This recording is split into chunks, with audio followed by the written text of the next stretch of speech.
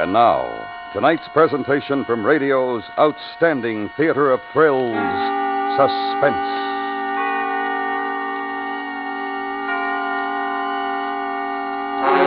Tonight, the story of a murder, deliberate, cold, motiveless, in which we will examine its effects on our protagonist. The story is called The Earth is Made of Glass.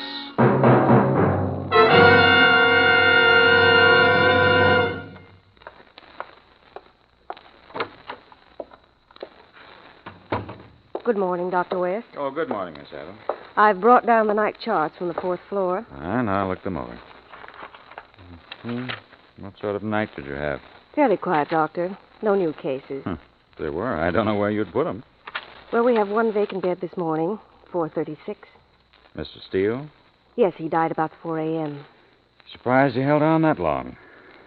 I thought you might be upset, Doctor. I mean, the day supervisor, Miss Rosenberg, told me you and Mr. Steele were either related or very close friends. No, not at all. Mr. Steele suffered certain delusions. Just before he died, he asked me to give you this, Dr. West. It's some kind of diary or journal. He said he owed it to you, that it was in compensation. Very well, leave it on the desk. I'll ask who's in charge of settling his estate. All right, Doctor. I looked at the first few pages. It's very strange. Oh? Well, I'm going off duty. Very well, Miss Adams. I'll see you tomorrow. Yes, Doctor. The Journal of Richard Thomas Steele. Strange. He tore out a good many pages. Everything up to July 26th. That's only a month ago. Why on earth did he leave it to me? Who do you think I was? Poor devil, there was certainly something torturing him.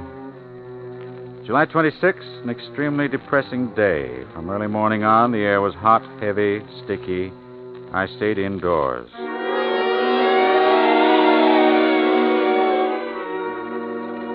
I stayed indoors with the blinds drawn, spent 3.5 hours arranging and cataloging a new shipment of books. I must say I gloated over the volume of Bacon, Gold Leaf Uncut, 1836, a treasure. In the afternoon, I ventured out to play chess with Elliot. He's an uninspired player and a worse conversationalist. I'm appalled that a man of Elliot's pretensions still wallows in 18th and 19th century thought patterns, twaddle, and sentimentality. He's totally out of step with the times, blindly determined to keep his mind closed to any developments in science. It was so apparent in that argument we had over Ralph Waldo Emerson. I noticed he had a volume of Emerson's essays, a cheap reprint, and I thumbed through it. There was one paragraph in the essay called Compensation, which especially annoyed me. I must have snorted because Eliot was instantly on the defensive. When I asked him if he actually believed such claptrap, he fairly leaped at me. Certainly, I believe there's compensation, Richard. Tit for tat, measure for measure, love for love. Whatever a man does comes back to him. Good for good, evil for evil, so that if I should commit a crime, I would of necessity be punished. In one way or another, yes. You mean that I would in some way suffer in compensation for my evil deed? Isn't that what Emerson says? I want to know what you believe. I believe what he says. Well, let's read what he says. Discounting the poetry and all the emotional overtones.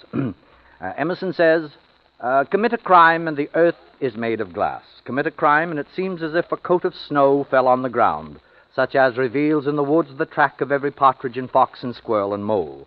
You cannot recall the spoken word, you cannot wipe out the foot track, you cannot draw up the ladder, so as to leave no inlet or clue. Some damning circumstance always transpires. The laws and substances of nature, water, snow, wind, gravitation, become penalties to the thief. Well, Eliot. Beautiful, isn't it? Don't be evasive, Eliot. We're discussing his theory. Well, I don't see how there can be any argument. We know a good deal more than Emerson, you old fellow, especially about the laws and substances of nature. They surely haven't changed. No, but we've taken them into the laboratory. We've tested the substances and we've mastered the laws, put them under our control. The scientific method, Eliot. Why, it cancels out every word your friend Emerson wrote. The scientific method. Is it an open sesame to all knowledge? Does it make us gods? There are still mysteries we can never fathom, Richard. For instance, the mysteries in ourselves. In our souls? Yes, in our souls. And whatever it is we have that cannot be weighed or tested, yet which manifests itself in every good or evil thing we do. Say you commit a murder. Say I do. A perfect crime. For I grant you that a man of your intelligence can outwit the police. Nevertheless, you could not escape from, well, let's call it your conscience. But, say I commit a laboratory murder. What? Well, let me put it this way. To catch a murderer, the police first set out to discover some connection between the murderer and his victim, which leads them to the motive of the crime. And when a murderer is caught by his own conscience, it is also through his connection with his victim, his emotional connection. But in a pure, abstract murder, one occurring in an emotional vacuum, Impossible. the two participants would be connected only by the unadulterated act of killing. But isn't every man connected first of all with himself? I mean, a man renders judgment on himself. In his soul, I would say. Oh, what superstitious claptrap, Elliot. Apparently you're completely unable to grasp my premise. Theoretically, a laboratory murder is entirely possible. Well, why not actually? It'd be very interesting to test the theory and find out.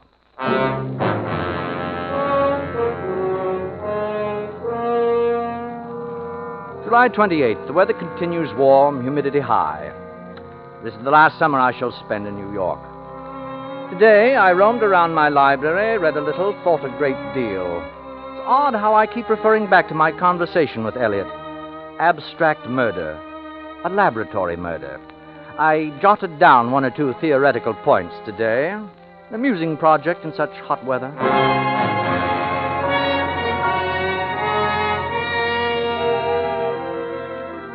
What utter nonsense to think of conducting a laboratory experiment in writing on paper.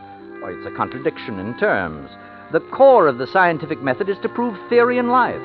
So, let us proceed actually to create a pure murder. A murder committed, as I said to Elliot, in a material and emotional vacuum. A murder of someone with whom I have no connection, whom I have no possible reason to kill. But I will decide how to choose my victim after I've made all the other preparations and have purchased the necessary equipment. Gloves, sir? What kind of gloves? Oh, any kind of gloves? But I mean, what do you want them for? Driving, gardening? I want gloves I can use for almost anything. Oh, well, now, we call these utility gloves. Oh, yes, those are excellent. Yes, what size, sir? Any size, medium. Now, these look just about... No, I don't want to try them on. I'll take them as they are. Just wrap them up. You know, I'm very fond of a genuine old-fashioned hardware store like this one. Lots of people tell me that, sir. Anything special you're looking for? No, I suppose I'm just browsing. Yes. What are those, ice picks? Yes, sir. Quite a selection. Screwdrivers and... Oh, there's something I want. A knife? One of those. Well, to be fair with you, sir, those are pretty poor knives. That's why they're marked down. Too big for paring, too small for carving. Just knives. That's about it. The best possible recommendation. I'll take one.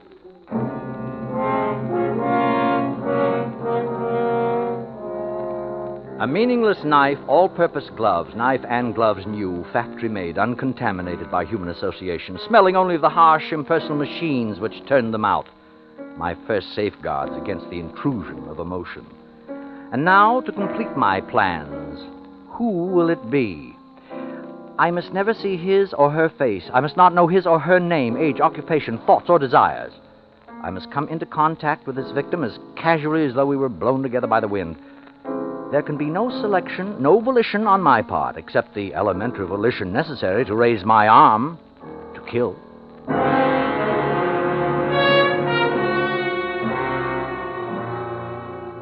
July 30th.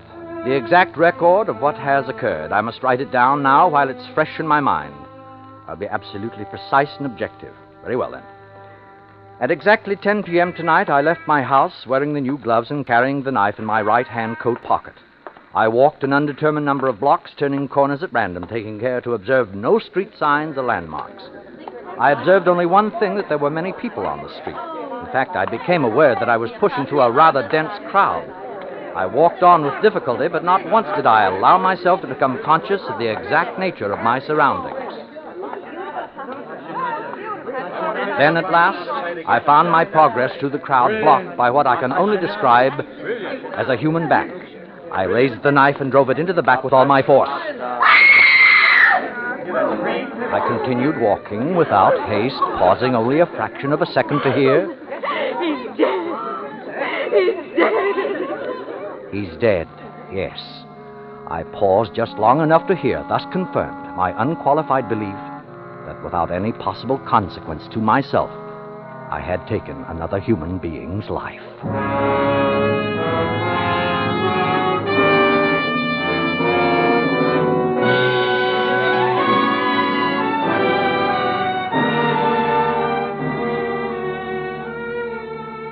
You are listening to Mr. Joseph Kearns in Sylvia Richards' Study in Motive, The Earth is Made of Glass.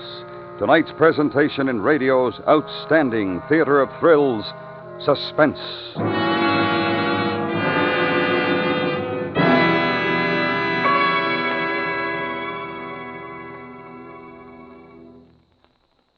This is Flag Week, when all patriotic organizations urge all patriotic Americans to display their stars and stripes. Your flag, hanging on high, tells all who pass that America truly is one nation indivisible. Give new glory to old glory by showing your country's colors during Flag Week and on all patriotic holidays, national and local. And now, we bring back to our Hollywood soundstage Mr. Joseph Kearns in Elliot Lewis's production of The Earth is Made of Glass, a tale well calculated to keep you in suspense.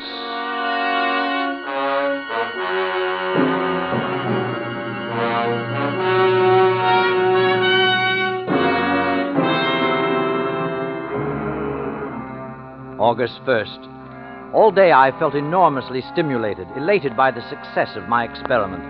The very intensity of the sun outside my study has added to my feeling of well-being. Tomorrow I shall complete my notes on this extraordinary and I'm sure valuable psychological study. Today I shall relish to the full my mood of achievement. How I regret that I can't tell old Elliot. I can picture the disbelief and horror on his face if he knew. Compensation. Oh, tut-tut, Mr. Emerson.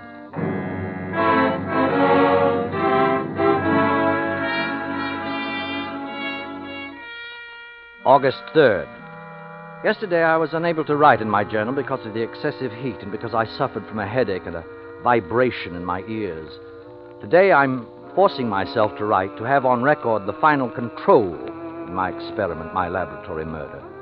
To assure complete ignorance of the identity of my victim, I have read no newspaper and will not read any for a period of 2 or 3 weeks.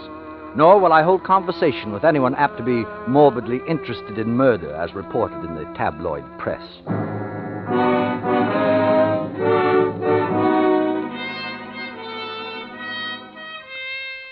August 4th, the heat is unbearable, and all day I have felt that odd, heavy vibration in my head, now also on my arms and body. It is almost constant in a 1-2, 1-2 rhythm. But sometimes it's a sound as well as a vibration, like the distant sound of the sea.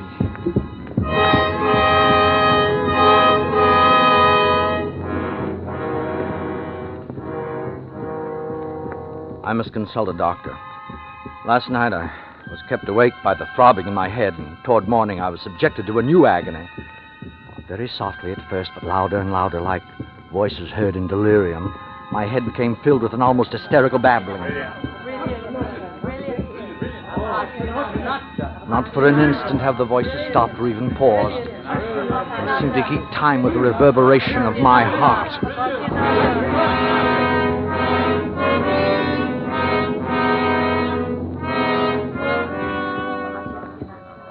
August 8th. I have no need to consult a doctor, for I know the nature of my illness. Last night, trying to drive the unspeakable uproar from my brain, I turned to music. But when I put the record on the machine, Schnabel's recording of Beethoven's F minor sonata, the Appassionata, the sound in the voices rose to a bedlam, shrieking, drowned out the music. And then I knew, in spite of every precaution, my laboratory murder had not taken place in a vacuum. Two things had penetrated my shield. First, the voices echoing in my ears, the fragments of speech about a concert, are the same voices I heard in that crowd, rising again and again to the climax of a woman's scream.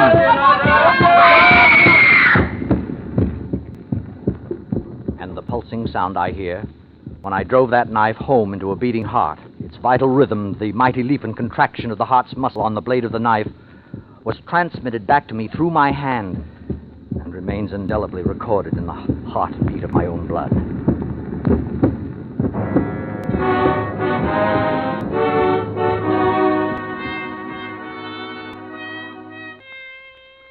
August 11th. During the past hour, the incessant hammering of sound has receded, but I know this respite will be brief. Now, while I'm able to reason, I must discover where I erred and act swiftly to correct my error. There's no turning back. The death I caused is an accomplished fact, and each day I remember something more. Today, suddenly, like a photograph imprinted on my brain, I saw the black collar of his coat, his gray hat, and between his clipped, silky, reddish hair. And I had and still have an insatiable desire to turn his head around to see his face. Perhaps there's only one course for me to take, to reverse my plan, learn everything about my victim, every possible detail, create for myself a total portrait, and then discard it in its entirety. Learn his name, age, address, all the statistics of his life. Oh, I beg your pardon, miss. Where are the newspaper files? What dates did you wish to see? The week of July 30th. Which paper? The Times. I'll start with that. Now, just a moment. I want them for the whole week. Yes. Well, here are all the copies for July, bound. And these loose ones are August, so far. Oh, thank you. Now, don't take them out of the reading room and return them to the desk when you're through, please. Yes, thank you, I will. I opened the bound volume near the end and immediately saw his picture, page 1, center. The photograph was blurred, but without reading a word, I recognized him because he matched his hair. I mean, his face went with the back of the head I had seen. But before I could read the headline above the picture, someone spoke to me. Pardon me, but may I look at that for just a moment? Oh, it couldn't be. Standing at my shoulder, smiling, young, apparently as alive as I. But it was. He was there. He, my victim.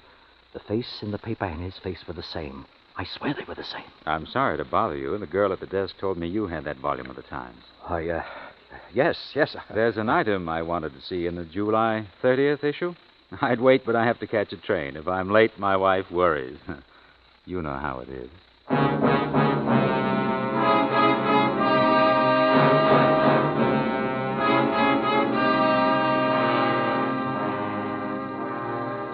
If I am late, my wife worries. And that night, he was very late. Somewhere, she's still waiting. Is that what he wanted me to know? Oh, but this is madness, hysteria. It's merely coincidence that the man in the library looks so much like him. He's dead. I know he's dead, and the dead neither walk nor speak. I must believe that. And I must go back to the library and find out where he lived, who and what he was.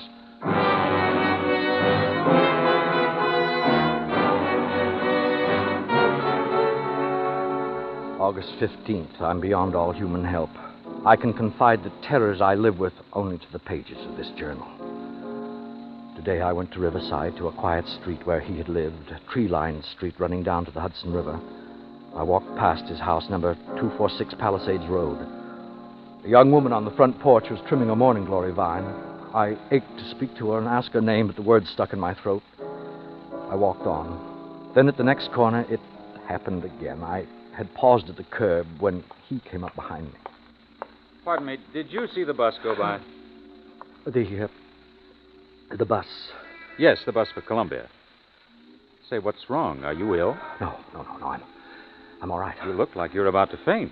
I'm all right. I live right near here. If you want to lie down... No, please, I'm all right. My house is just down the block. No, please, no, Well, it's up to you. I can't make you come, but I hate to see you suffer needlessly.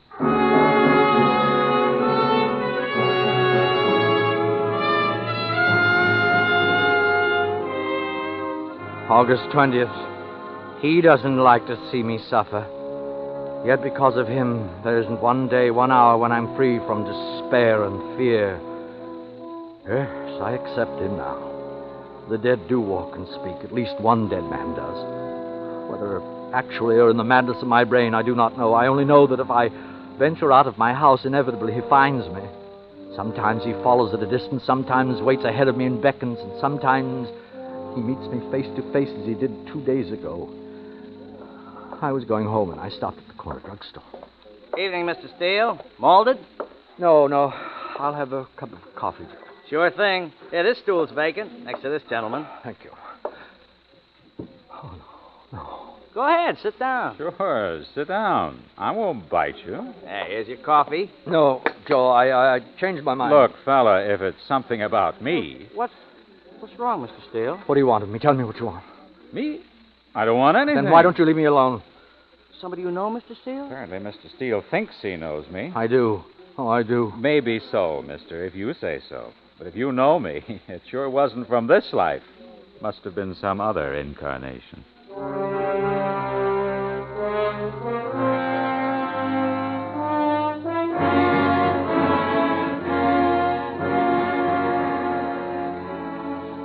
That was the evening of the 17th.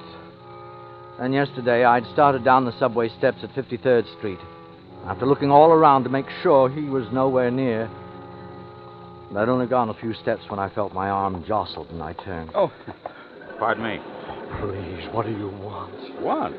What do you mean? Why are you following me? I looked and I didn't see you, and then suddenly you struck my arm. Maybe it's just fate or something. Anyway, I said I was sorry. Then have mercy on me and go away. Look, you don't own the subway. Please, I beg of you. Okay. Since my face seems to give you the willies, I'll be big-hearted. I'm in no hurry, got all the time in the world, so I'll wait and take the next train. Will that help? You know it will. I don't know and don't want to, but run along now before I change my mind.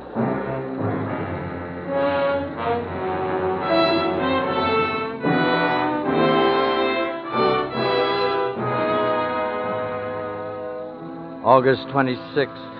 What will you have, quoth God? Pay for it and take it. Well, I have paid, and I must now take. For today I learned the cure for all my pain and torment. Today the course I have to take is clear. Today, on a deserted path nearing Fifth Avenue, I saw him again. He was coming directly toward me. I waited. I didn't even try to escape.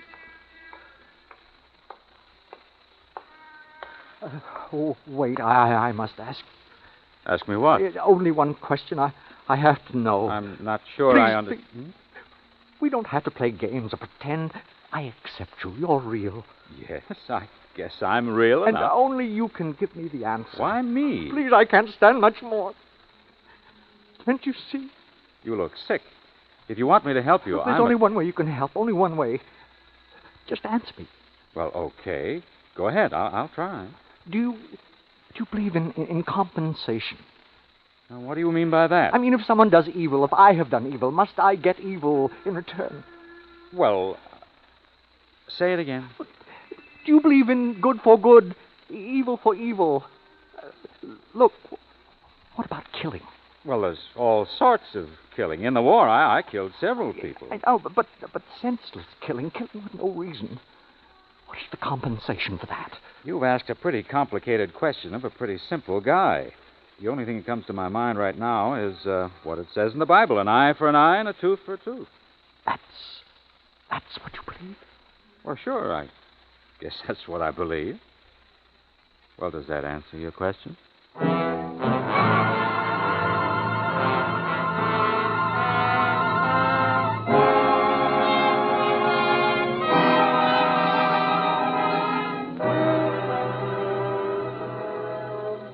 An eye for an eye, a tooth for a tooth. Command.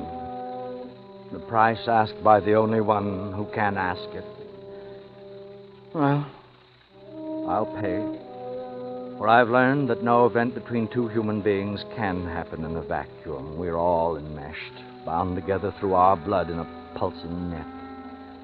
And if one of us does violence to another, he does violence to himself. Very well. This price I'm glad to pay. I'm glad to die for his death. There's no other way.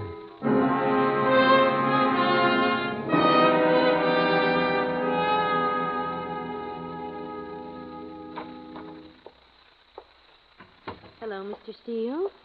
Are you awake? Where am I? In the hospital. How do you feel? Hospital. Oh, but I have to die. Not if we can keep you from it. But I have to. Well, you did your best.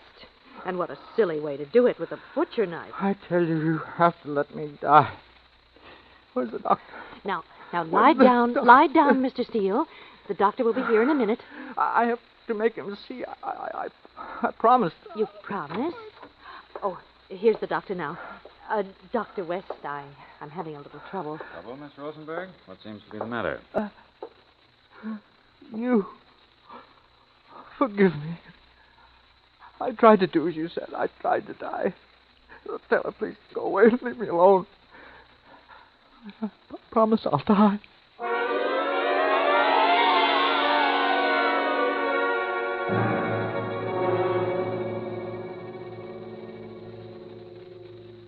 Miss Adams?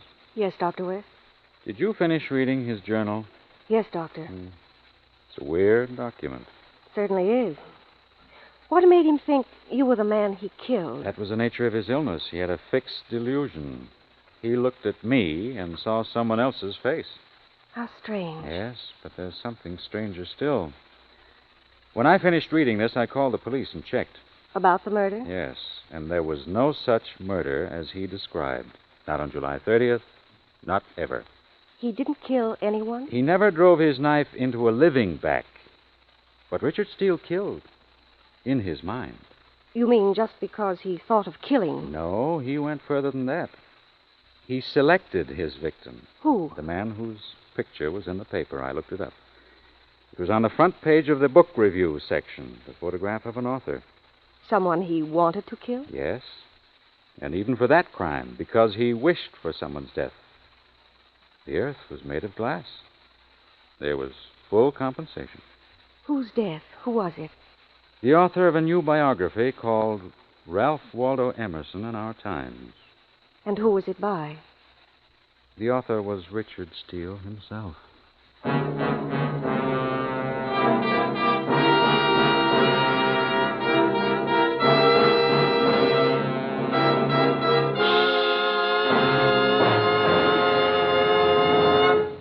Suspense, in which Joseph Kearns was starred in The Earth is Made of Glass. Next week, the story of a man with no imagination who found it necessary to cause the violent end of a life. It was written by the winner of the Edgar Allan Poe Award, E. Jack Newman, and it's called Sequel to Murder. That's next week on Suspense.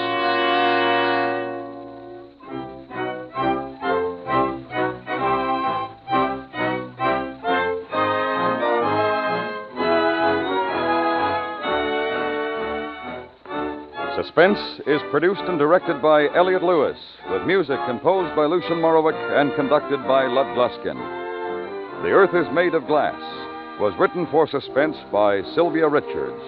In tonight's story, Joseph Kearns was heard as Mr. Steele. Featured in the cast were Whitfield Connor, Charlotte Lawrence, Herb Butterfield, Jerry Hausner, Paula Winslow, and Junius Matthews.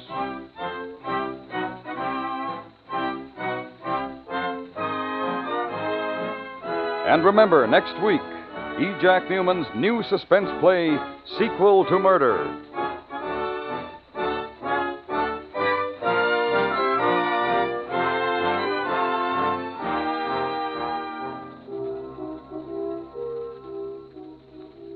When four noisy people give one noisy party in a Baltimore home, two of the four wind up at the morgue. It's an unsettling bit of business that interested all of Baltimore just a few years ago. And CBS Radio's Crime Classics weighs the available facts for you tomorrow night on most of these stations. Hear all about the death of a Baltimore birdie and friend on Crime Classics tomorrow night. You can join the FBI in Peace and War Wednesdays on the CBS Radio Network.